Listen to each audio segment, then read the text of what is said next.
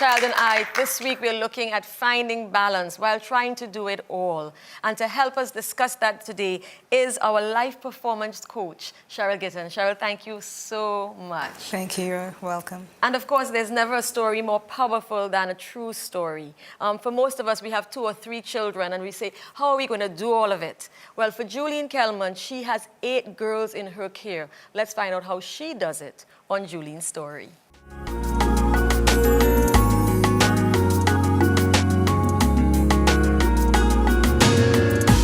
Julene Kelman had 1 daughter of her own and was quite willing to take care of one of her sister's daughters. But when another sister passed away 5 years ago, leaving 6 girls behind, Julene had a big decision to make. Since then, things have obviously changed so much for me in that it's not so much a normal life per se, right? You can't do as you like or go as you like, whenever you like, what's not. And obviously your finances are a bit strained. Huh?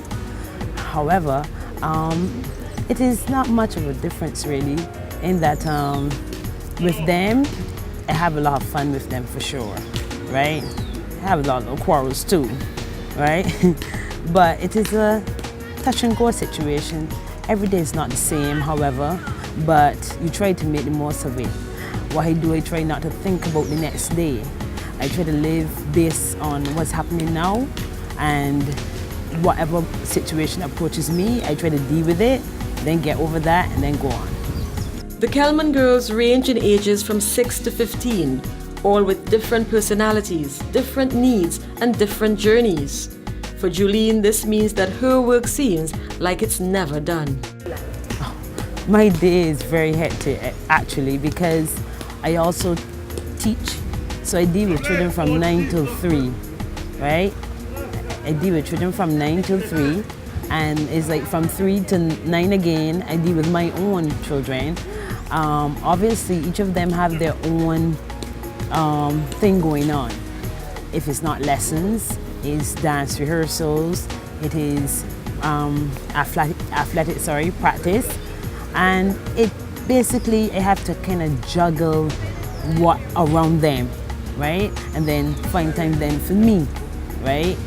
So when everything, I have to keep thinking, I always have to be thinking what's happening, and then I always have to leave room for the unexpected.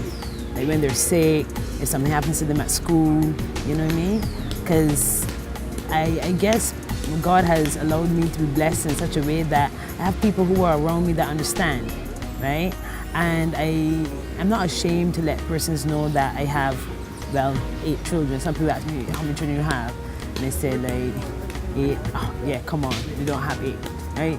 You don't look like you have 8, right? But in truth and fact, I consider all of them to be mine, right?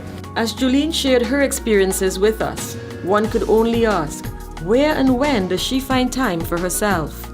My time might be maybe go out with some friends or hang a little, but it's nothing really planned. I cannot get up and say, today I am going to do this or I'm going to do that, because for me to say I am going to do such is like lying to myself. This young mother and teacher admitted that in the first few years her life felt out of balance, but gradually she is finding her center. Right. For me, initially, balance is more like imbalance, right? I could not really get myself together because I was very stressed. And when I first had them, I was studying as well, working, obviously taking care of my daughter. Then obviously those extra came along, and it was a case where, what am I going to do? Some days I would cry and sit and say, why me, Lord? But I guess things happen in life for a reason. As Julene reflects on her journey, she seems content, convinced that there is a reason why today she is the mother of 8 young girls who have brought her moments of great joy and days when she has felt quite overwhelmed. This is her advice to parents. What I would say is that I'm human just like anybody else, and you will feel stressed, you will feel miserable. All of those things will come along when you have too much to deal with at one time. What I suggest that you do is to take one step at a time, deal with each situation as it comes, right? With children, never see them as a burden, right? Because your mind is a great thing. Your mind is very powerful. And as soon as you think something is a burden, it will be a burden. And as you know, what you imagine, you create. And I don't want to create that environment for myself. So I tend not to think that way, right? So for me, it's about myself and the way I think first before I can go ahead and say, well, look, life is easy, it's this. Because life will never be easy. Life is full of challenges, but it's how we deal with it as a person.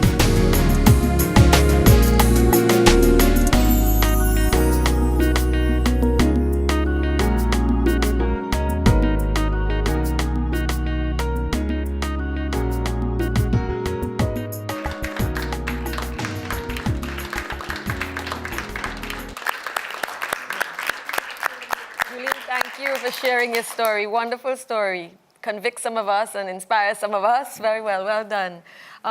Cheryl, as we looked at Julene's story, as someone who looks at the issue of balance and finding balance, what stood out to you in Julene's story? Well, I think the key thing that stood out for me was that Julie had pretty much learned how to be kind to herself, how to be soft with herself. I liked when she talked about being able to take it one day at a time, being in the moment, spending time in the now, which is critically important. You know, she talked about, Julie, you talked about, you know, not thinking too far ahead and just taking one day at a time, which is really a very instructive thing for parents, regardless of it, whether they have two children or 8 children.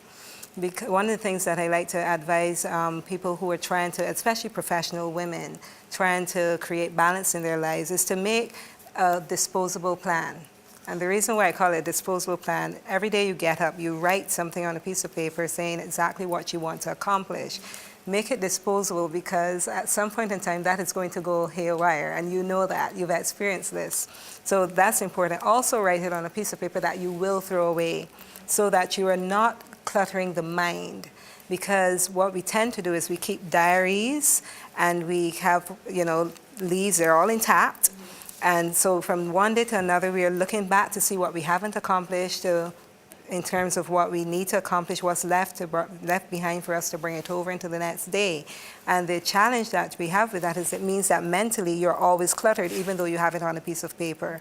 So I always advise for people who feel overwhelmed to always write on a disposable piece of paper and call it their disposable plan. Okay, so let's take this one slowly. Absolutely. You're saying that we're putting things in diaries, or we're putting them down as, you know, these things that we have to do. Yes. And so it becomes, when we don't do it, it becomes something more to do the next day. Yes. And you're saying instead, a piece of paper mentally, just Yes. mental concept, something that you can throw away. Something you can throw away. And you just write down, what am I supposed to do today? Exactly. And what happens if you don't do some of that stuff? It's going to be here. Okay. And we know this. It's always going to be Okay. here. Okay. Because that's what we are going to take to bed. We're going to be, you know, because we're not going to forget that we haven't done something. Unless, of course, we are so overwhelmed that the things slip through. But we're going to remember that.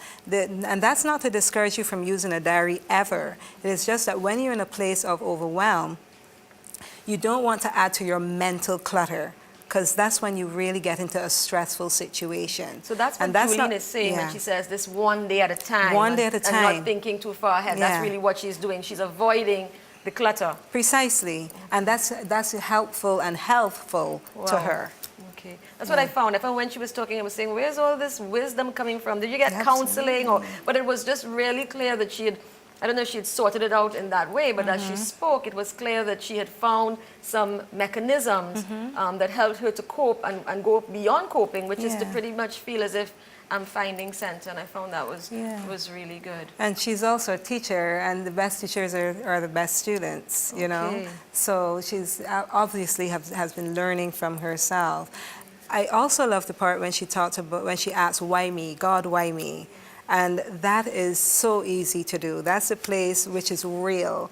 That's a place where you break down and you cry. And that is also the place where you find your strength, by just releasing the tears. And yes, do your pity party, that's fine, just don't stay there. And so sometimes why me is a question that you ask when you feel helpless, and it is a disempowering question, but it is understandable. So beyond that, the next question you really should ask yourself is, what is this situation asking of me? What am I required to do? And then you move from that place. Once you know what you're required to do, then you make what I call set intentions, daily intentions around how I want to be, who and how I want to be. That has nothing to do with what you're supposed to do. That has nothing to do with time management or lists or anything. So you get up in the morning, you decide, I want to be happy today. I want to be joyous. I want to be at peace. I want to feel a sense of relief. And you be that person.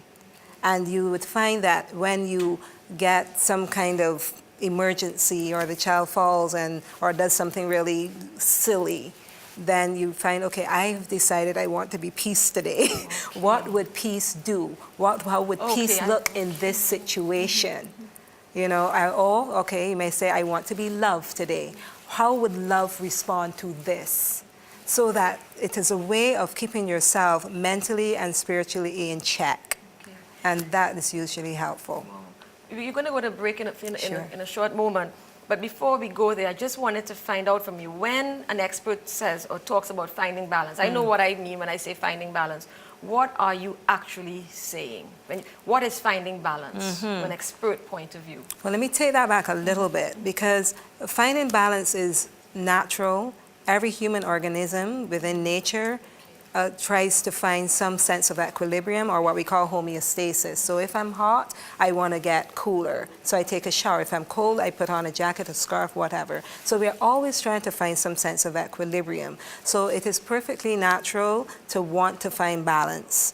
So when we talk in life coaching circles around finding balance, we're really talking about finding a place where you can feel a sense of well-being, where you can feel a sense of peace, and where you can feel, most importantly, a sense of control over the choices and the decisions and the activities that you have to make or that come into your life. Fantastic. Well, we're going to take a short break here. When we come back, we're going to talk to Julene. We want to also talk to another parent in the audience with 4 kids. We want to find out how she's doing it. And we're just going to look very carefully at how do we find balance. Stay with us. My Child and I continues in a moment.